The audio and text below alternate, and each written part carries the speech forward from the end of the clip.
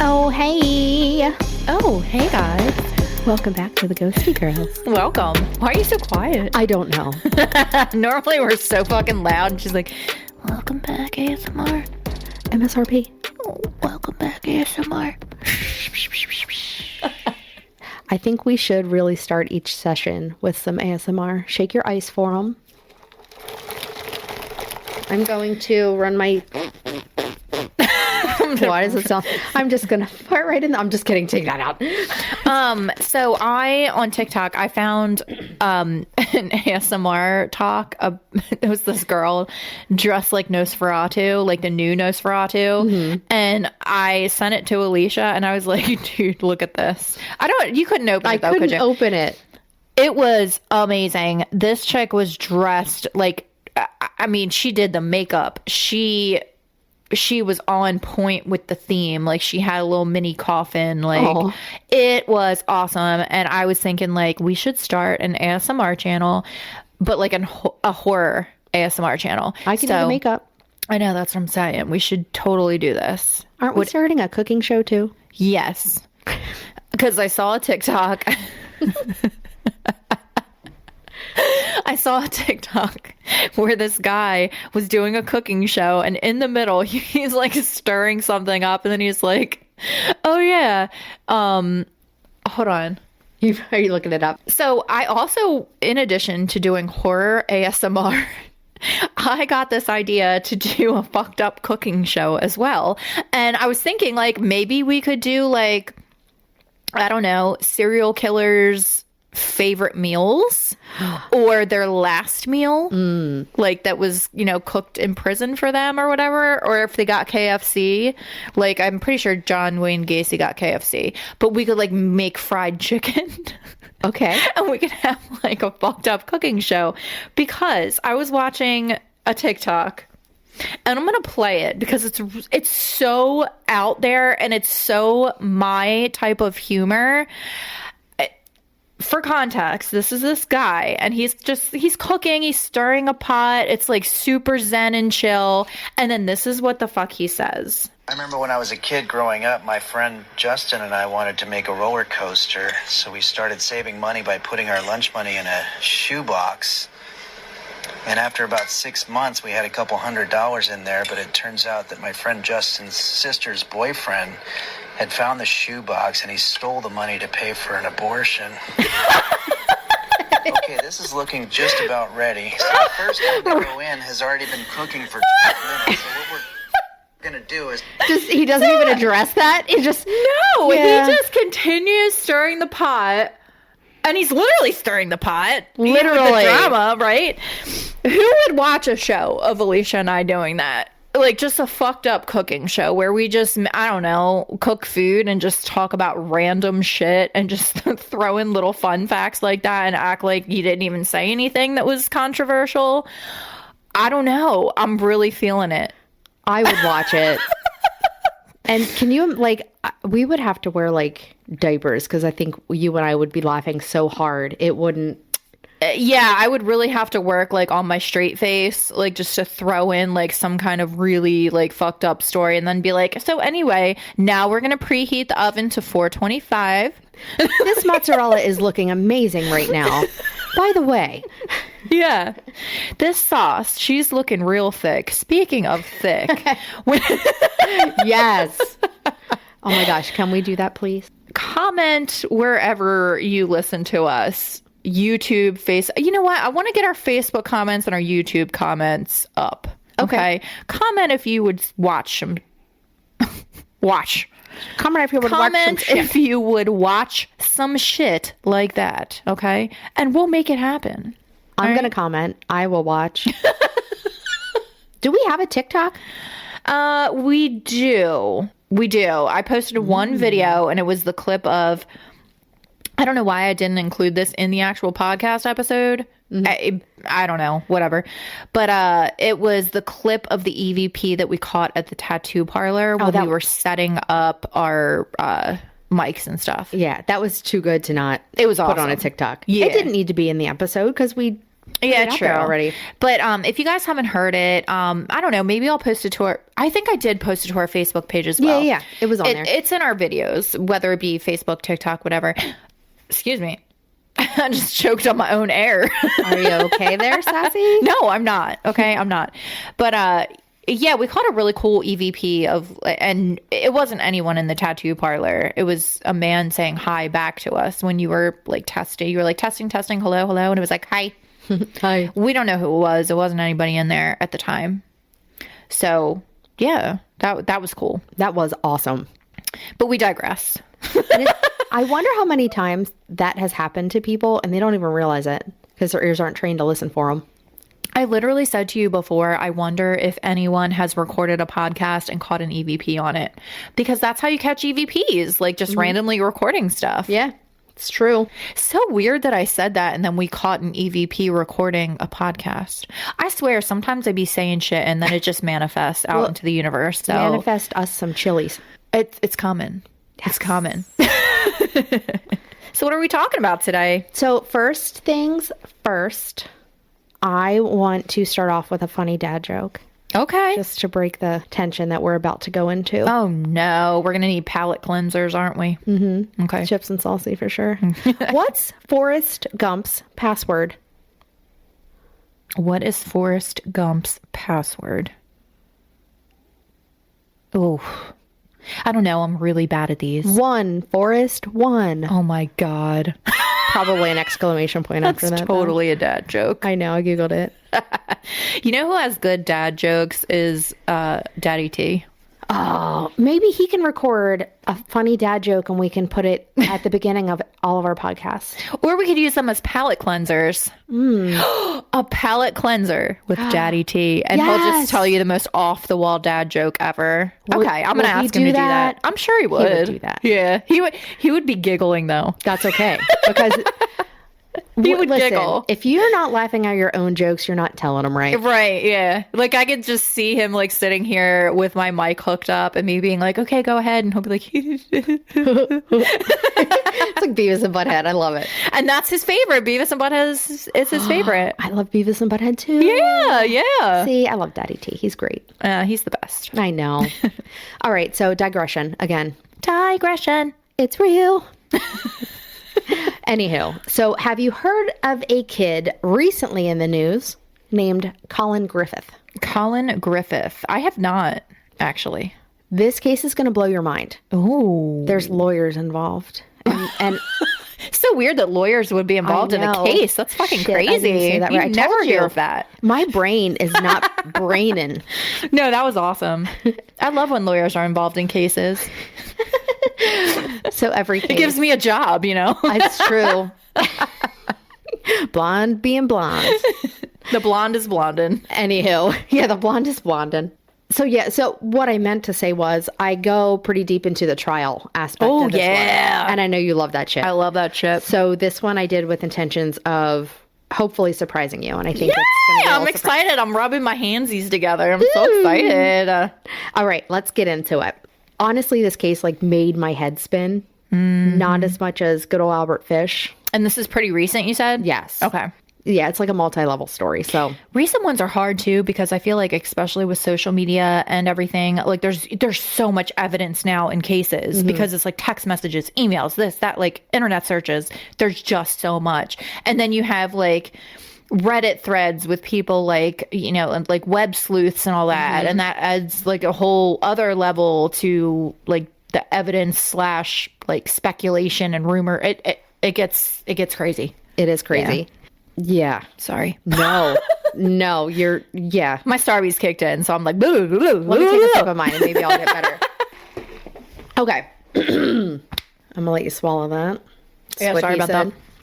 So jumping in, there is not a ton of information available on Collin's childhood. Okay. Other than he was born to mom named Catherine and dad named Charles Griffith in 2007. Okay.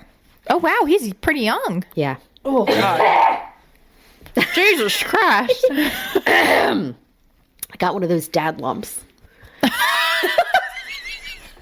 You know what I'm talking about. When they wake up in the morning, they're like, every fucking morning.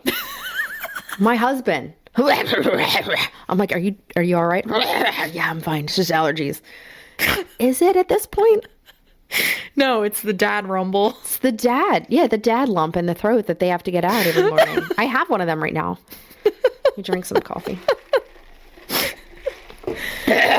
Okay. I'm leaving that part in. That was funny. Okay, anywho, I'm going to fast forward to 2019. Collin was around, I'm guessing, 10 years old, and his parents got a divorce. So a few of the articles I read suggested that his father was abusive towards his mother. Aww. I'm not sure if this was mental or physical abuse, but after the divorce, Collin lived with his father in Oklahoma, while his mom lived in Florida. And despite not being close in distance, what I read was that Collin and his mother still spoke quite frequently over the phone. Just like his childhood, finding information on Collin's relationship with his father was also tough. The only thing I heard, which was on one of the podcasts I listened to on the topic, was that their relationship was like a Katy Perry song. My words. Hot and cold. Oh. Yep. That was a really dumb reference, but no, in my mind it was not funny. a very good song to reference the relationship with a parent. Well, it was hot and cold. Yeah, We'll like that's not how you want your relationship with your child to be. No, okay? 100% not. We've talked about this before. I know. So as Collin grew into his teens, he realized that he was gay. Okay. And decided at the age of around, and I'm going to keep saying around because it's really hard to find this information, but he was around 13 or 14, and he decided to come out to his father. Okay. Unfortunately, his father did not take well to the news, and according to Collin, his father removed him from school, often locked him in his house, and this remained for over 1,000 days. And I know, he stayed mostly in his room and would only get one meal a day. Because he was gay? Yeah. What in the actual fuck? This is according to Collin. Okay. So I'm just going to put that out there. Okay, for so now. we need to maybe take it with a little grain of salt. Take everything everyone says with a grain of thought, and I'm super excited to hear what you think the outcome should be at the end. Okay. But even if this was even partly remotely true, it still sucks. That's awful. I know. Yeah. The relationship... Well, sorry, not to cut you off, but there would have been record of him being removed from school, right? Yes. But so at the very least, his father took him out of school. Probably, but I couldn't find anything anywhere. Okay, gotcha. And the podcast that I listened to on it and the research that I did, like even Court TV, that was like my biggest ally in this research. I love Court TV. Did you get the app? No, I just watched it on my computer, but I am going to download Get the app because there's all kinds of like old cases and stuff on there. Really cool. Yeah, it's awesome. Mm-hmm. But yeah, a lot of the stuff I couldn't find. So, I did want to research that further so I could be like, oh yeah, I found this, but I couldn't find anything. And you're better at research than me. Yeah, but some cases are just like, are just hard to research. Like it whether they be like really old cases, really new ones. Sometimes there's just not that much information out there. Yeah. It was tough, but I got enough that it's still going to blow your mind. So the relationship of Collin and his father continued to decline until one day in February 2023, Charles allegedly chased Collin around with a knife after an altercation. Collin was chased and cornered in a room where there just happened to be a loaded shotgun. Oh boy. I'm sure you can guess what happened next. Yeah. Collin shot his father twice, allegedly in self-defense. He shot Charles in the chest and in the head. At this point, Collin was 15 years old, and I'm just going to leave that there. Okay. 15. Shot his father in self-defense. Twice. One in the head, one in the chest. Why was there a loaded shotgun just chilling in plain sight? I think I say this later. Sorry, not to jump ahead. No, you're fine. I think I quote Collin later in saying that there were 23 loaded guns in the house. 23 loaded guns in the house. Yeah. Okay. But yeah, that's great thought process already. This is why you're basically a lawyer. And by basically, she means I am a paralegal. Which a is lawyer. like a glorified paper shuffler. No, listen, she's a lawyer. After shooting his father, Collin immediately called 911 and told them it was self-defense. The police arrived, and Collin would not speak to them and then was taken to jail. He immediately hired a lawyer, and his mom paid his bond and got him out of jail with probation. The police couldn't prove that the ordeal was not self-defense, so charges were dropped, and Collin, again, was never charged. Okay. Yeah, so that is hard.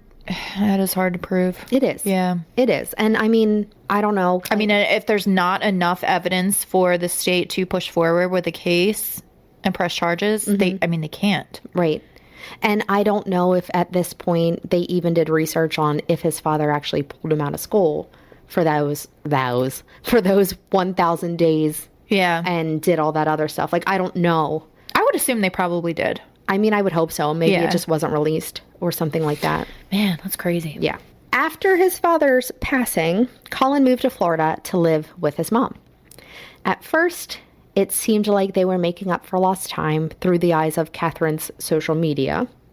She posted photos out and about and on trips with Collin, and she even bought him a brand new car. Wow. I think it was a 2024 Jetta. Holy shit. I know. The fun of having her son move in quickly dissolved. On September 11th, 2023, Collin told a school counselor that his mom threatened to kill him and then herself. He stated that his mom asked him to shoot her. No. Yeah. Of course, at this point, the school had to reach out to authorities, and the police arrived at Catherine's home to find out what was going on. She admitted they did get into a huge fight about his grades that day. Well, that morning, I should say. Mm-hmm. And he was upset because she took his AirPods and he wasn't going to get them back until his grades improved. Which is more than reasonable. Right. It's AirPods. It's not like your cell phone and Xbox, you know? Yeah. Or your car, which is the first thing I would have taken. Right? Exactly. Once the police spoke with both Catherine and Collin, it was determined that Collin was mentally incapacitated, and they utilized the Baker Act. Oh, wow. Which we reviewed on the Wade Wilson episode. If you happen to miss that one, the Baker Act is a law in Florida that provides involuntary emergency mental health services to someone who may not comprehend that they need help. Mm-hmm. Basically, it was determined that Collin was a threat to himself or others. Catherine realized after this that Collin needed more help than he was getting via his therapist, who, by the way, he threatened to kill if she gave him a diagnosis. I know. So she gave him So she got threatened for doing her job. Yeah. Got it. He was going to kill her if she diagnosed him with anything. I'm going to go out on a limb and say that he did not kill his father in self-defense. Oh, what? I don't know. Weird, right? There's so much more to this story. Oh, Jesus. This is already a lot. I know. It's a good one. I mean, I think it's a good one. Yeah, so far, I'm into it. I know. I'm shocked that you haven't heard it. Yeah, I really haven't. The therapist, long story long, gave him a diagnosis. She diagnosed him with PTSD and a personality disorder. Mm-hmm. That being said, Catherine tried to get him into a longer-term mental health facility, and she was able to find one closer to her home. However, before Collin was transferred, he told the staff he did not want to go home with his mom. He even threatened he would kill himself or the staff if they made him leave. He was quoted saying, quote, "I will throw them out of a car or stab them or shoot them. I've done it before to my dad. I know I can do it again." Oh, quote. Shit. Think about that quote. I mean, he's not wrong. He did get away with it. I know I can do it again. I mean, come on. Oh, man. Mm-hmm. So Collin was still transferred to the new facility and spent over 2 months there. Okay. When talk started of sending Collin home, he spouted the same threats of killing staff and himself. Catherine was actually quoted telling a staff member, "I don't think he can come home. I don't feel safe with him coming home saying these things." Right. Guess what, though? They sent him home. They sent him home. Cool. Yeah. I mean, that's a great idea. Awesome idea. Florida, do better.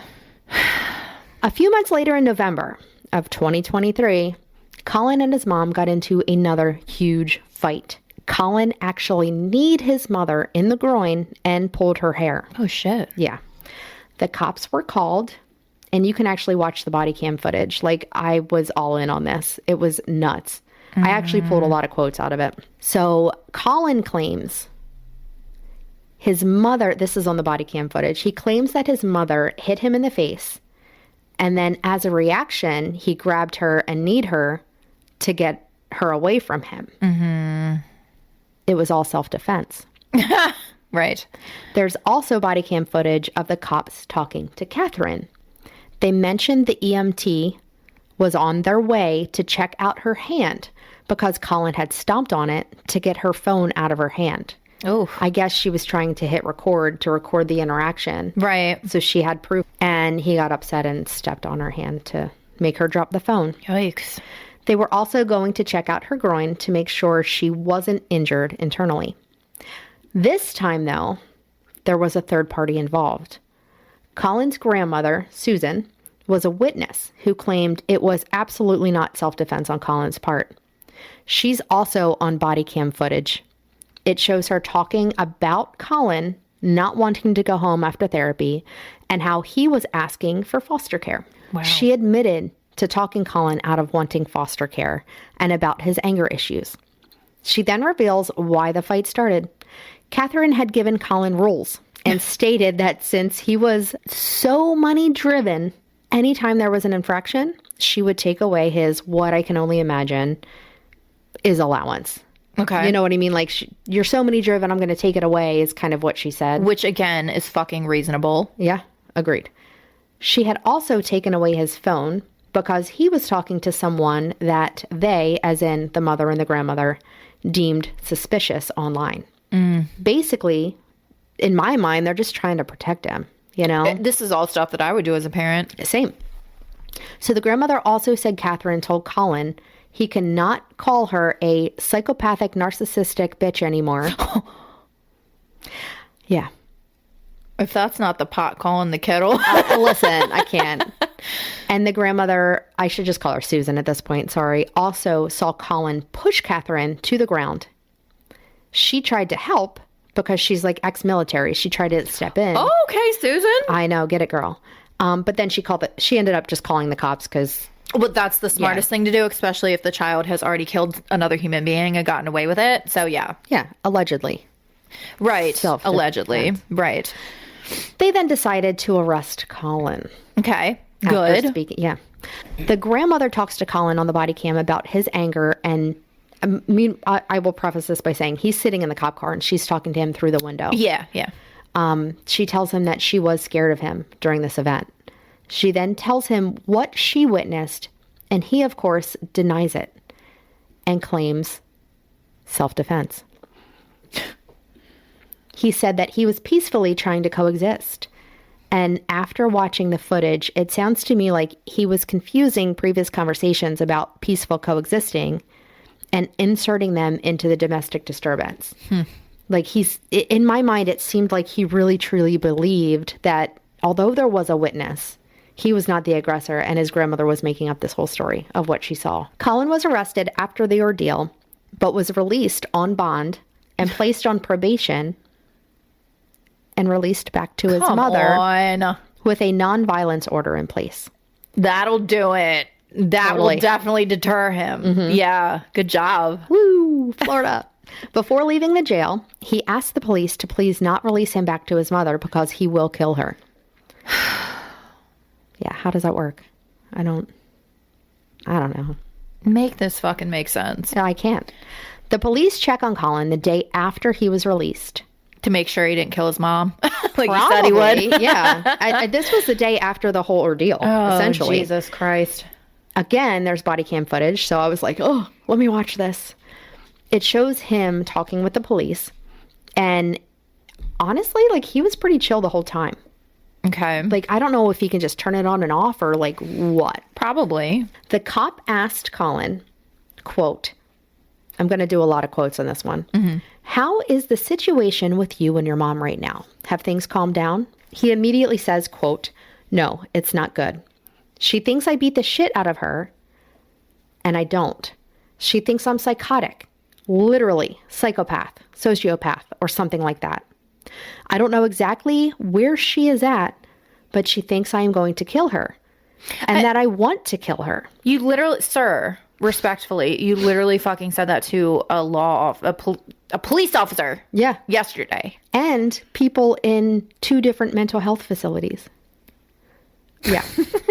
To end the quote, he says that I want to beat the shit out of her, meaning like his mom thinks that. Yeah. Yeah. The cop then asks, do you? Rightfully so.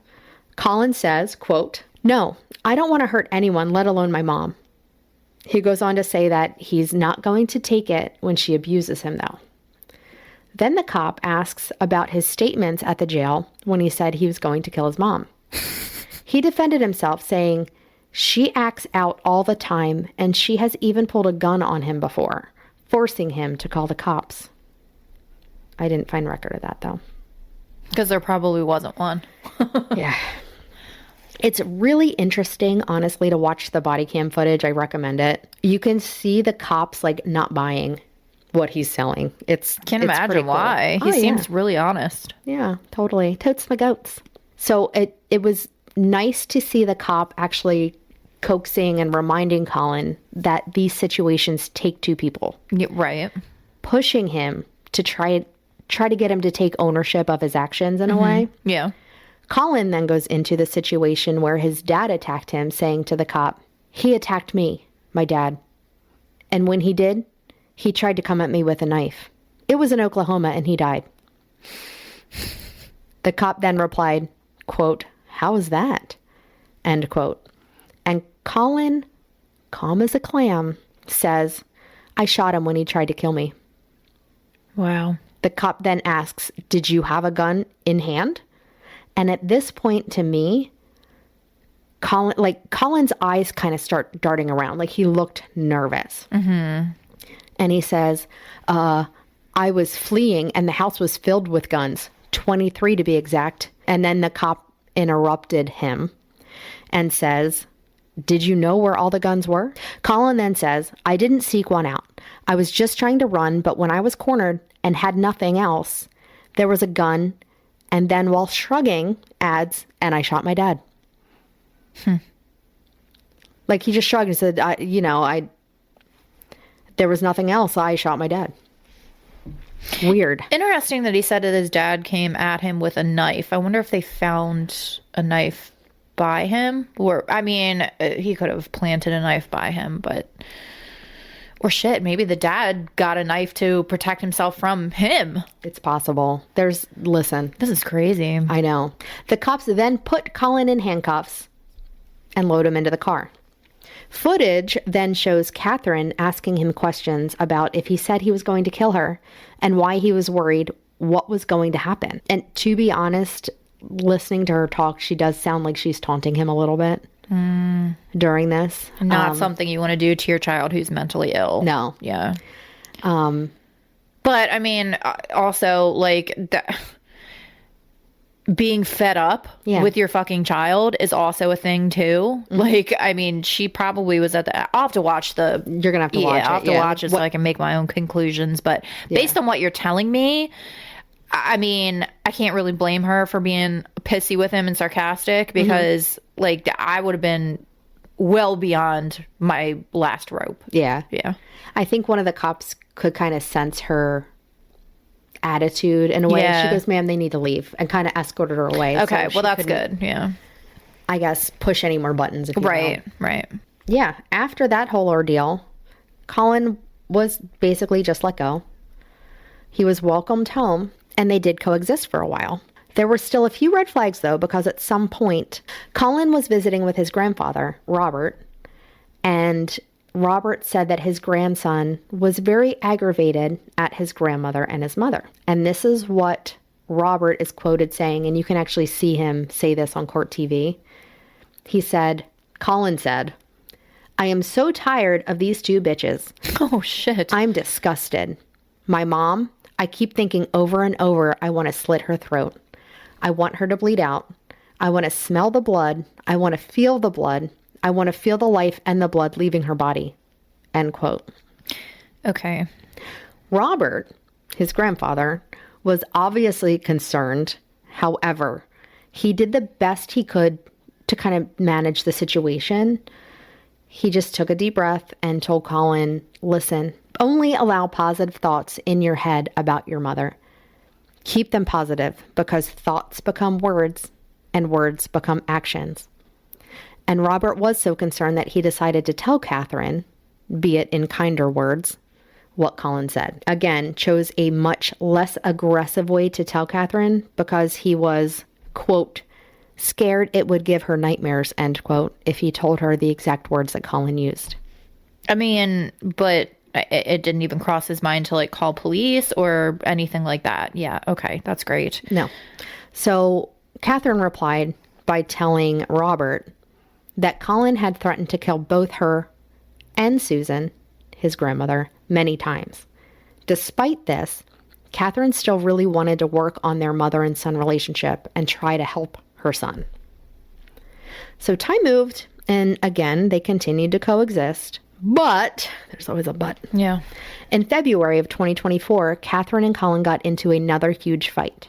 Shocking. During the fight, Collin stormed out and drove 2 hours to his grandmother Susan's house. Collin knew his grandmother was currently at her other home in the Keys, so the house would be vacant.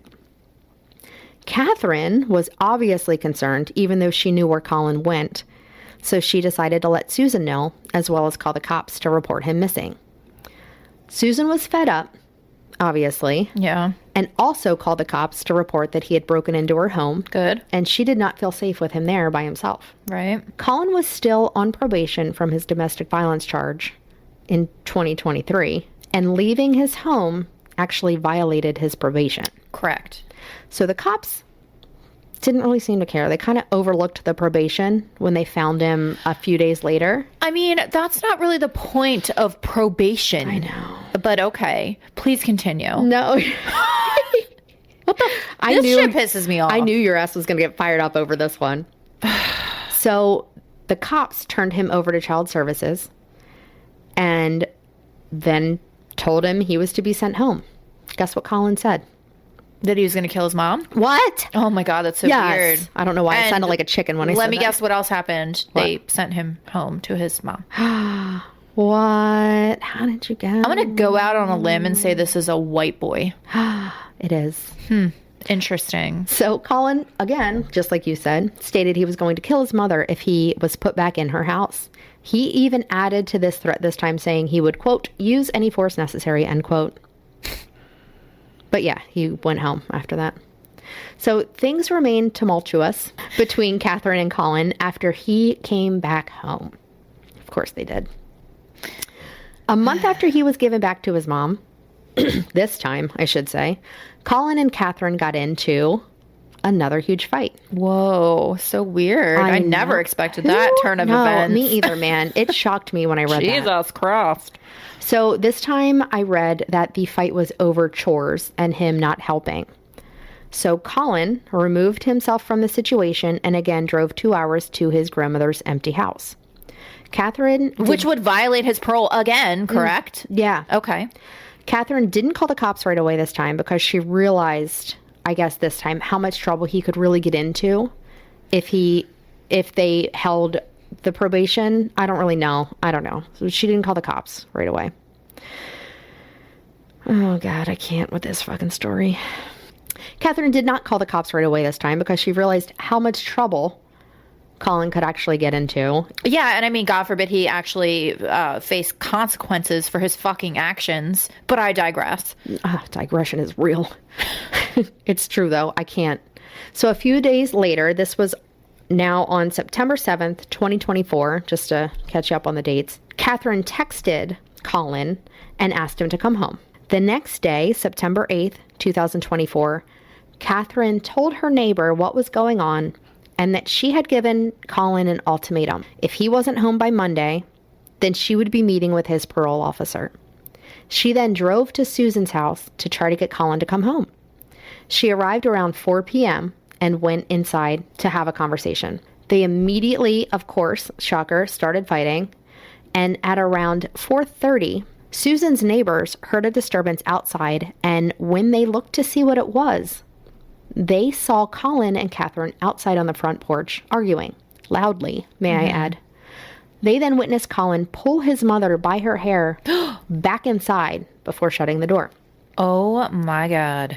Fast forward to around 6:30 on the same day, September 8th. Collin calls the cops and told them he and Catherine have had a very long fight. And during the fight, Catherine fell on a knife and she's bleeding from her neck.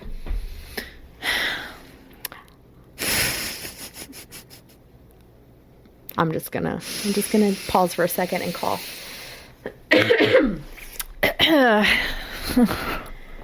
Shall I continue? It sounds like when, like that joke when like somebody cheats, like when a female cheats on a male and they're like, oh, she tripped and fell and landed on his dick. Yeah. Like, yeah. Sorry, just had to interject a little bit of humor because what in the actual fuck is this story? Oh my God. She tripped and fell on a knife, basically. She fell on a knife and is bleeding from the neck now. Yeah. Seems reasonable. I can't. I know. So I also watched the press conferences, and the officer states in the press conference, like this is just kind of leading, you already know where this is going. Yeah. So he states that their evidence shows the chain of events did not occur with Catherine just falling on a knife. No way. No. He also compared the language Collin used in the 911 call from when he killed his father in, quote, self-defense. And it was essentially the same. To the call he made that day, saying it was very similar language. When the cops arrived at the scene, Collin was already outside, and the moment an officer approached him, he said, quote, I know my rights and I want a lawyer. This motherfucker. I'm sorry. He said, I want an attorney, end quote, not lawyer. Same thing. He showed no emotion or even consideration to show the officer where his mother was inside of the home. Upon entering, the police stated that the home was clean with no evidence of a huge fight. The kitchen knife, which was 8 inches. Damn. See, men? 8 inches is huge. I'm saying like a 5-inch knife will do the same thing, you know? Yeah. Just kidding. The kitchen knife, which was 8 inches, was found on the floor with blood still on it. Catherine was unfortunately pronounced dead on the scene, at the scene. The wound on Catherine went all the way through her neck and was so violent that paramedics could actually see the floor through the wound. Holy shit. I know. Even the medical examiner wrote that the wound appeared intentional, not as if Catherine had fallen on the knife. Wow. Collin was, again, taken to prison and was indicted on first-degree murder as well as kidnapping and was charged because he forced his mom back inside. Oh, wow. Okay. Yeah, and he was also charged finally on violating his probation. No way. What? They finally got him. Florida. The state attorney looked at the situation and chose to charge Collin as an adult, which good on him. Yeah, there's just way too much history with this. Yeah. So he also stated that they have agreed to work with the office in Oklahoma to provide any and all information that may allow them to reopen the case against Collin and his father. Unfortunately, the defense put forth a motion to not allow the death of Collin's father or any information of that case to be used against him in the trial. Yeah, as they were separate events. This is the story Collin gave to his defense team. Collin said he was kicked out of the home on September 7th, so he called his grandmother and asked if he could stay. Then Catherine showed up, and they fought, and during the fight, she stabbed herself. That's what he told the defense team. So it went from her falling on a knife to her stabbing herself. In the neck all the way through, yeah. Okay. During the pretrial, the state's detective fought to keep some of the text messages between Collin and Catherine available as evidence.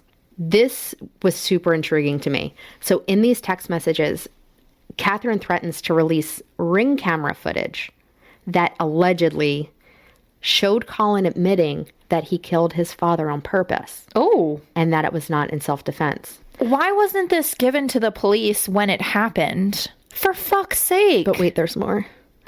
Catherine also sent a similar message about the ring camera footage to her mother, Susan. Robert, Catherine's father, stated to the police in an interview that at one point he had a recording of Collin admitting to killing his father. I can't. Unfortunately, no one could find this evidence on the ring camera or on Robert's phone. The judge decided that Charles's name, again, Charles is Collin's father, could not come up in the trial, and the only thing that could be referenced was that Collin was involved in a self-defense killing in Oklahoma. Oh, okay. Well, okay. I know. Okay. Completing pre-trials, the trial took place super recently. Pause for a minute. This murder happened in 2024? Yeah. How in the fuck has it been to trial already? It's only 2025. I don't know. Murder trials can take up to 2 years or longer to work up. I don't know. Holy shit. Okay. Yeah, completing pre-trials, the trial took place on January 29th, 2025. Holy shit. Yeah. Okay. The prosecution ran with Collin's violent history and medical reports given from paramedics and the police. Mm-hmm. I recommend watching the opening statement on court TV. It's pretty. Oh, I will. It's pretty good. Oh, I know you. Well, you're going to be intrigued by this case. I know what I'm doing tonight. Woo, court TV. Many detectives and officers were witnesses on the prosecution's behalf. Many stating statements that Collin made regarding wanting to hurt his mother. Robert, again, Collin's grandfather, and Catherine's father, offered his conversation with Collin about him wanting to slit his mother's throat, along with his many threats to the jury. A video from Catherine's ring camera of her talking to Collin on the phone the night of September 8th, as well as several text messages between her and Collin, were also offered to the jury from the lead detective. So this, just to clarify, this is ring camera footage that you can hear and see Susan talking to Collin on the phone. So it's not... Okay, yeah, that's... other ring footage. Yeah, you can't... Yeah.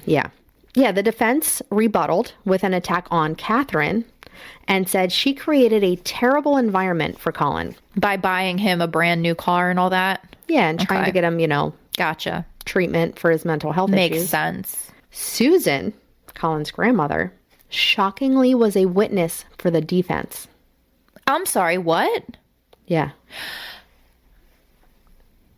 Okay. I'm just going to let that sit a minute too. She offered up the bombshell that Catherine was put in mental institutions on a few different occasions under the Baker Act when she threatened and tried to off herself.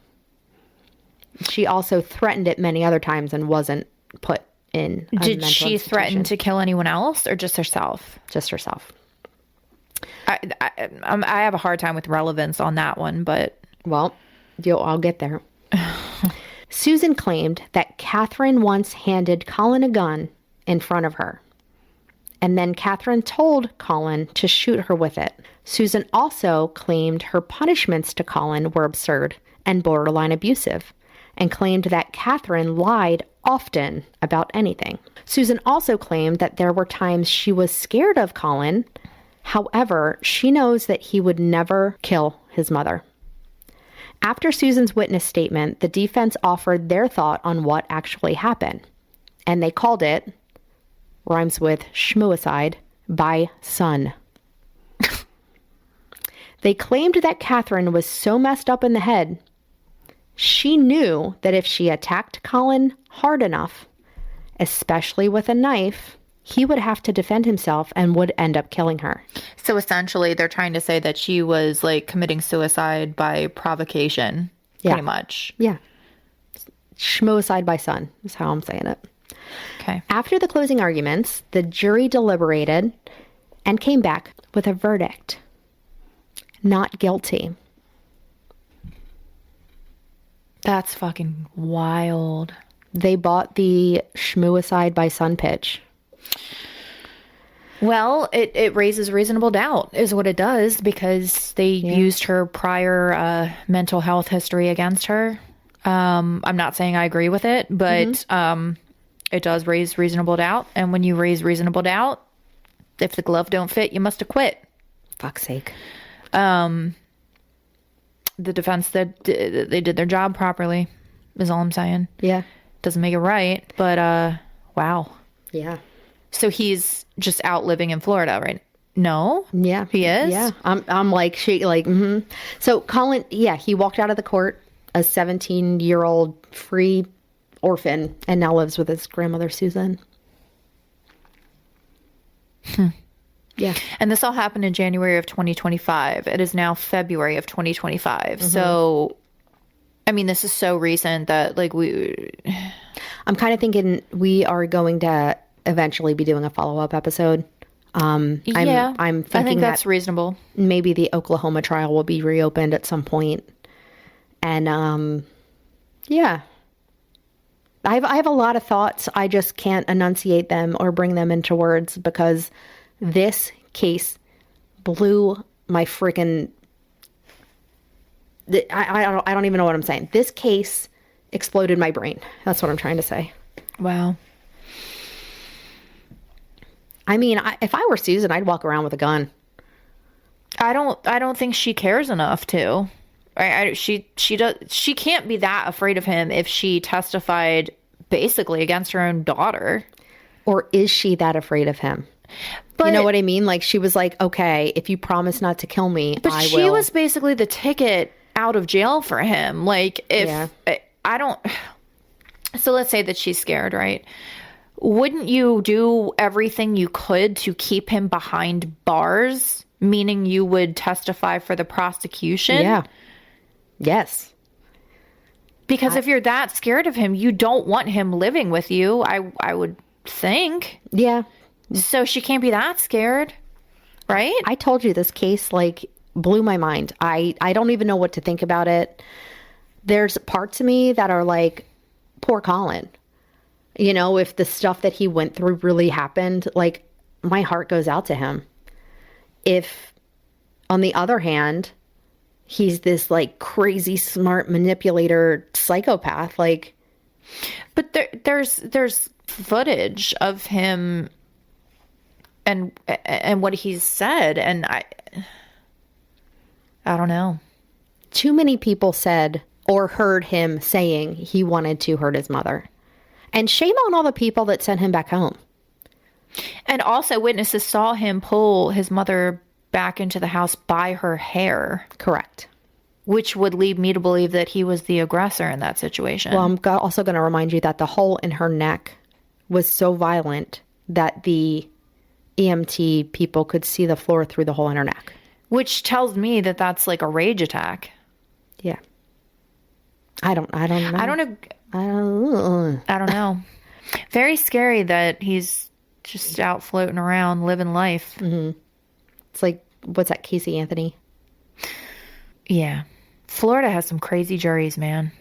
But then there's other cases in Florida where I'm like, how the fuck did you get, like, how is this person behind bars for the rest of their life when it was self-defense or, like... I'm going to say it one more time. Florida, we love you, but please do better. Florida, we love you. Florida, get your shit together, okay? Thanks. That's a wild one, but I will say that, I'm going to have to do a deep dive into this. Mm-hmm. And tell me if you could find anything on the stuff that I couldn't, because I am intrigued by this case, to be honest with you. You better believe I'm going to be following it and seeing if anything comes out of Oklahoma now that they may have a little bit more to go on. I don't know what they're even going to have to go on. But hopefully somewhere, somehow, maybe they can find if that ring footage was real. Maybe they can find it, or maybe his grandfather will come to his senses if he does have that recording. Yeah. Unless he deleted it because he was scared. I just can't imagine testifying against, essentially, like,